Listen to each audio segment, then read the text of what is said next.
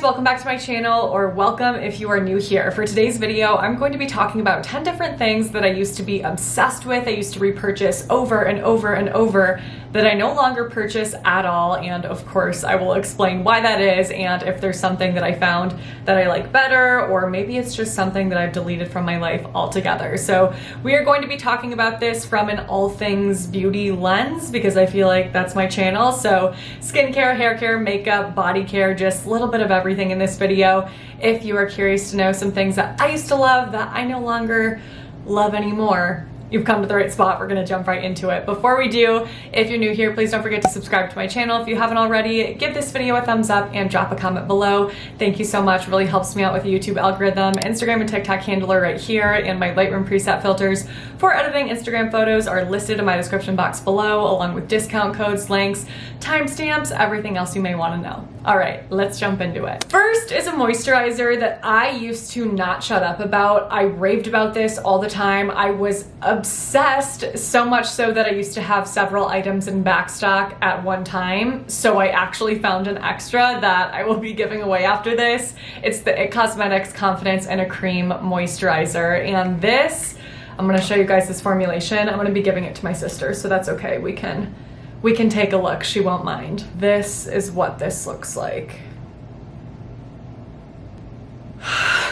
The formulation is honestly beautiful. It is so nice. It's kind of like the perfect hybrid between a gel-like lotion and a moisturizing cream. You get the best of both worlds with it because it feels lightweight. It has that jelliness to it that you guys know I'm obsessed with, but it's also still creamy and incredibly moisturizing. It's just not heavy. It's so soft and smooth. It honestly feels unbelievable. And this was all I used at nighttime and in the winter months for a couple years, and I was in love and had no issues with it. But over time, I started to realize that certain items that had fragrances and essential oils, which this does, IT Cosmetics in general, most of their products have a lot of essential oils. I started to realize that those kinds of products were really starting to irritate my skin, causing stinging and burning. So I slowly but surely had to discontinue use of all products with added fragrances and essential oils. And now my skin is in a much happier place and I'm not having irritation like that anymore. So that is why I no longer use this, even though I have to be honest, I do still miss this sometimes. It's like that toxic ex that you can't let go. But if you're not irritated by those ingredients, I think it's so nice. So yeah, my sister's gonna be very happy that I found an extra of this. I do wanna share something that I use instead as, again, a nighttime moisturizer or a wintertime moisturizer, because this is very similar. It's the Dermatology Peptide Night Cream, and this formulation is also incredible. And again, kind of hits those same marks that I was talking about with IT Cosmetics. This one is just a little bit lighter weight. It's not quite as creamy, but man, is it nice. And this one is fragrance and essential oil free, and it has incredible ingredients, has peptides in it to help with anti-aging. So if you were looking for something that has that same kind of vibe, but it's going to be a safer option for sensitive skin, definitely check this one out. I do have a 20% off discount link listed in my description boxes of all of my videos for dermatology if you are interested in getting a discount. But I have to be honest, it still is not an exact dupe, and I still do miss this.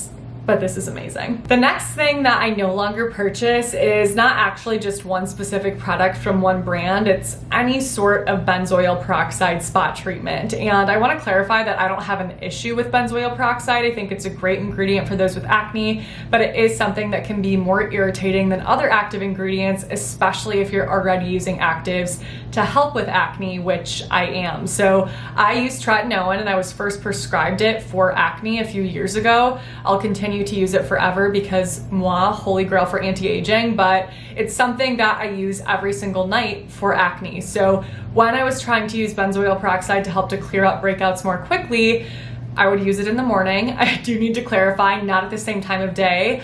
I would find that I almost never just cleared up my breakout without further causing issue. I would almost always end up with kind of like a ring around my breakout that had spread out with severely irritated skin. It looked like I literally put sandpaper on my skin. It was like tight, dry, raw, hurt so bad and would take forever to heal. So the breakout would be gone or severely smaller, and then I would have this huge ring of fire around the breakout every time. So I have just stopped using benzoyl peroxide altogether because of that. I think it's just too irritating for my skin because I already use tretinoin at night. So instead, what I use is actually something that has no active ingredients in it whatsoever, and it is the Mighty Patch. So this is just a hydrocolloid dressing if you're not familiar with it.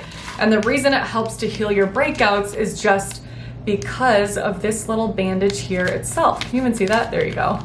It's like a little sticker. So you can just pop that on your breakout, and that helps to facilitate quicker wound healing. I love this. They also do have one called their Invisible Patch. Doesn't have anything else in it either aside from just being the dressing itself, but it's thinner, so you can get away with wearing that during the day more easily than this one. So if I have a really bad kind of underground cyst, I will use this at night, and then I'll use the Invisible Patch during the day since it is lighter. So I'll list both of those below. Amazing, zero irritation with this. The next thing that I no longer buy is something that I don't even understand why I used. It was definitely very hyped back in like 2014, 2015 prime makeup YouTube days. You guys know what I'm talking about, and it's the Lancome makeup remover.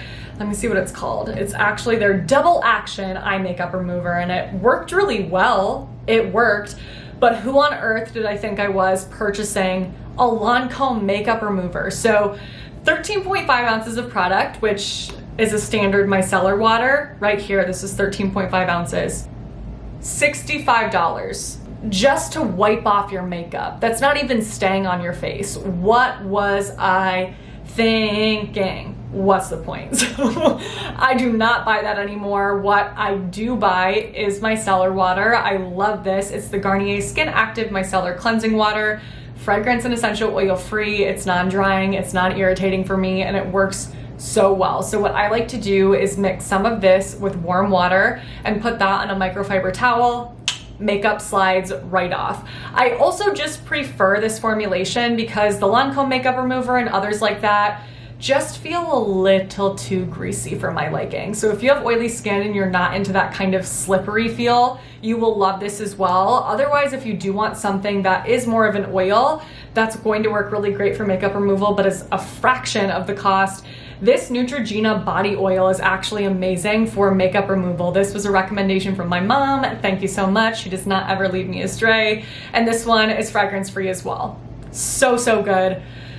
Why? $65? Come on. I feel like I should clarify here because I don't want anyone to get their feelings hurt that if that is a makeup remover that you love and you personally spend your money on, I am happy for you. I'm not judging you. I'm not telling you to stop doing that. I'm just thinking back to the days that I used that when I did not own a single dollar. The only dollar that I had tied to my name was a -$, and that was student debt. So I'm just like, what was I doing? If that is something that you love, please continue to use it. Don't think I'm trying to bash you. That's not what this is about. Okay, you guys get it. All right, let's switch things up and talk about a makeup item that I no longer buy. So this, oh my gosh, it brings back memories. I was so obsessed with this. I had 6 or 7 at one point in my collection at one time, which is like, really, for why? Who needs 7 different Morphe eyeshadow palettes? But apparently I thought that I did, because this was when I was in my prime with makeup. I loved experimenting with different things. I had a special obsession for eyeshadow. So I could not get enough because this made eyeshadow accessible to me, and I could purchase several palettes and not feel like I was spending $1 million. Plus they had really pretty color stories. Plus they performed really, really well. Like, they were just the best. They were amazing. But I have stopped purchasing these for a couple different reasons. So the first being, I feel like performance and quality really started to decline at one point, or maybe just be less consistent overall. There were several palettes that I purchased after getting some of these bigger ones where I just felt like they weren't quite as good. So one that I was so excited about, I think it was called the 35G or the Summer Bronze Goals palette. That was a few years ago. I bought that and was so sad because it was just nowhere near the level of pigmentation that these original palettes had. Was not very pigmented, didn't blend well, you couldn't build it up. I was like, what? Because the colors were beautiful. So that was a fail. I purchased some of their smaller ones as well that I feel like just did not perform the same way. So I started to just stop purchasing them altogether because I'm like, they're just not as consistent. And the other main reason is that I realized they smell like straight up chemicals. I really want to know if any of you guys have had this experience. This one does not have it as intensely, but there were some that I purchased that I opened it and was like, what is that? Pure chemicals. And I know eyeshadow's not going to smell like delicious and yummy, but it was something that I specifically noticed with Morphe palettes that none of my other palettes from other brands ever had, an intense chemical smell. So I no longer purchase these. The last eyeshadow palette that I purchased and really, really loved is the Tartelette and Bloom palette. Look how pretty this is. Oh my gosh, this made me so excited for eyeshadow again because I feel like these kinds of palettes are far and few between these days. So I actually do have a video on this where I swatch it, I review it, I do 2 different looks with it. Oh my goodness, if you're interested, I will list that below, but that is one that I really, really love. The next makeup item that I no longer purchase, that I honestly haven't purchased in probably like 3 years, is makeup primer. And that's because I think that sunscreen makes the best makeup primer ever. Yes, there are definitely certain ones that maybe don't sit the best under makeup or end up making you look a little bit greasier than you would like to, but there are so many that are amazing that give you that little bit of tack that you need, that make your skin look really pretty and glowy under your foundation. That's just all I use. But if you want something that kind of gives you more of that pore blurring effect underneath makeup, like benefit professional status, I would really recommend this. It's the Coats Face Prime and Protect Tinted Sheer Matte Mineral Sunscreen. It's an SPF 40 and it has that exact same consistency as Benefit Professional. I'll show you guys. See that? So it has that same exact kind of whipped moussey formulation. It has that pore blurring effect, but it has SPF 40, which is amazing. Another one that is similar that has a little bit more of a hydrating formulation is this Tarte BB Tinted Primer. This has SPF 30, and while it does also kind of dry down matte, it just has a little bit of a creamier formula, and they do have a lot of different shades as well, whereas Coats only has the one. So here's that. You can see it's just got a little bit more of a glow to it, but it's kind of that similar type of vibe where it helps to blur the pores. So if you have really been looking for something that's formulated like that, like those kind of traditional primers, then I think you will really enjoy either of these. Otherwise, I just reach for any of my favorite sunscreens, call it a day. Last for makeup is a brand, kind of. It's not like I'm boycotting the brand, but I'm boycotting eyebrow products from Anastasia Beverly Hills only because I personally think I have found an exact dupe for a more affordable price, and that is Arches and Halos. So this is a brand that I originally found at Target. I don't know if they're sold elsewhere now, but they basically have every single type of brow item that ABH has in their brand for cheaper, but they're just as good. So my personal favorite products from them are number 1, their Duo Luxury Brow Powder. So you get 2 different shades. This is in Sunny Blonde and it's a perfect match for me because it's not too ashy, but it's not too warm. So love that. They have really good kind of shade color availability as well. Their Micro Defining Brow Pencil is great. This is just, I mean, an exact dupe for the little ABH brow pencil. It's got a spoolie on the other end. It's excellent. And I cannot, actually, is that my bathroom? It was. Okay, this is the dupe for, what is it called? The Brow Definer. This is the Angled Brow Shading Pencil from Arches and Halos. It's the same thing. What just happened to my voice? So, I would highly recommend this brand across the board. Every single product I've tried from them, I have loved. So good. Save your money. Okay, let's talk about hair next. So this is an item that I used to purchase religiously, and I just like don't understand the concept of it when you really think about it, and that is dry conditioner. If you're not familiar with dry conditioner, it's essentially the same thing as dry shampoo. Like, it's in a can like this. I was trying to show you that it's an aerosol mist before I just swallowed that. My goodness. But it's supposed to be something to condition your ends. But that type of product is really not very conditioning. or at all conditioning in my opinion. So I have stopped using those altogether, and as many of you guys know, midweek I am not afraid to use leave-in conditioning sprays or lotions. I am obsessed with putting oils on the ends of my hair. These things are far more conditioning than a dry aerosol mist leave-in conditioner. So this one right here is the Way leave-in conditioner, really nice, and a nice affordable hair oil is the Heritage by Mindy Take Your Vitamins Argan Oil. I want to put some of this in my hair right now, actually. I love it. I feel like I just used to be afraid of products like this for midweek conditioning because I thought, oh, they're gonna weigh down my hair or build up in my hair and I'm not going to be rinsing or washing them out for several days, but they, for me, don't weigh down my hair if I'm just making sure to not overdo it and not overload my hair with product. So obviously everybody's hair is different, and the types of products that you're able to tolerate midweek without having to wash them out immediately is going to be different from me, but I would say don't be afraid to use products like that to recondition the hair.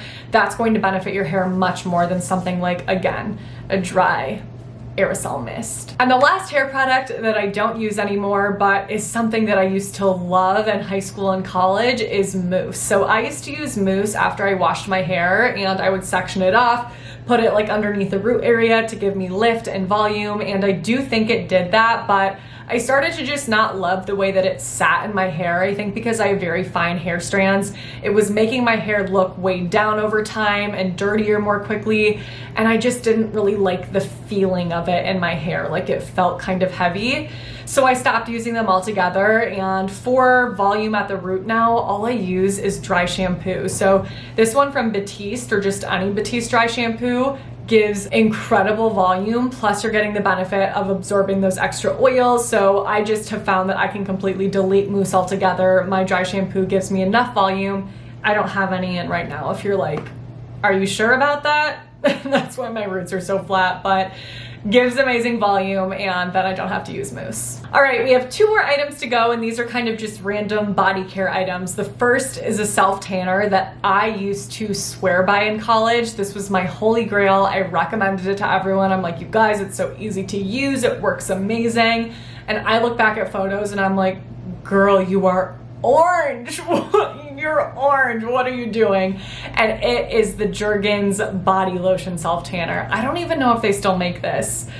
I think they do, but I just realized that the amount that I felt I needed to use in order to get as dark as I wanted to get made me look so orange.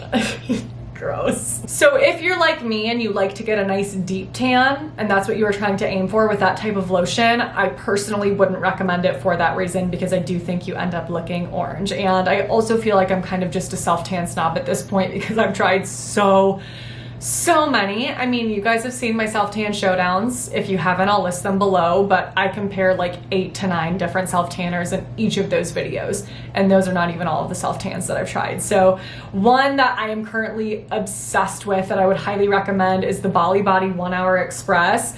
I thought that I was completely done with color guide self-tanners until I tried this, because the color that you get with this is gorgeous.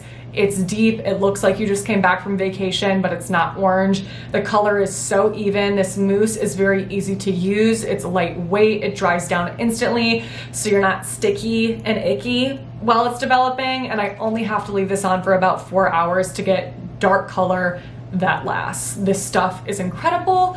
I would highly recommend it. If you want something that does not have a color guide at all, you prefer something that's easier to use, like drops that you can mix in with your lotion, I think the Isle of Paradise drops are really nice as well, but you're gonna get a better self-tan with this than any sort of drop. But I get that this is easier to use and just less of a hassle than a mousse. So I would recommend both of those over the Jergens lotion. And last but certainly not least, I do not purchase Crest white strips anymore, or any kind of whitening strip, and I have no plans to in the near future, because I feel like I really messed my teeth up by using those. So I used to use those every single year, twice a year. I would have 2 of those kits, go through them fully, and do that again and again, probably for like 5 years. And I feel like it really made my teeth just so much more sensitive than they ever were.